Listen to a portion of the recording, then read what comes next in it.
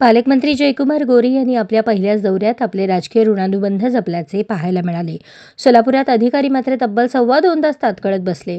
यात माजी पालकमंत्री विजयकुमार देशमुख, माजी खासदार रणजितसिंह नाईक निंबाळकर, जिल्हाध्यक्ष तथा आमदार सचिन कल्याण शेट्टी, आमदार समाधान अवताडे, माजी आमदार राम सातपुते यांना आदरयुक्त वागणूक दिली. जिल्ह्याचे नवे पालकमंत्री जयकुमार गोरे यांचा पहिलाच सोलापूर दौरा होता, त्यामुळे प्रशासनासह राजकीय क्षेत्रातही उत्सुकता दिसून आली. पालकमंत्री गोरे यांच्या दौऱ्याला माळशिरस तालुक्यातील माजी आमदार राम सातपुते यांच्या मांडवे येथील निवासस्थानी वेळ देऊन सुरुवात झाली. त्यानंतर पंढरपूर येथे विठ्ठलाचे दर्शन घेतल्यानंतर माजी आमदार प्रशांत पारिचारक यांच्या निवासस्थानी दुपारचे जेवण घेतले.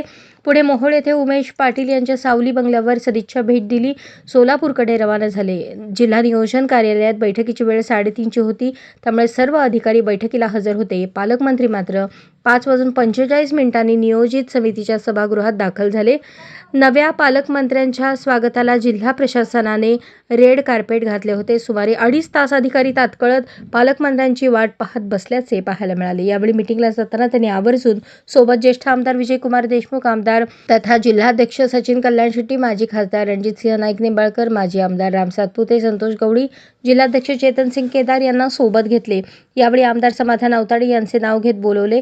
सर्वांना शेजारी बसायला खुर्च्या दिल्या.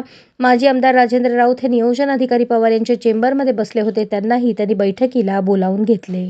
जनता राज्य न्यूज चॅनलने तमाम शहरवासियांसाठी आपल्या शहराबद्दल काय वाटते या संदर्भात कोणत्याही विषयावर बोला बिंदास या सदरामार्फत आपले मनोगत आपण मांडू शकता.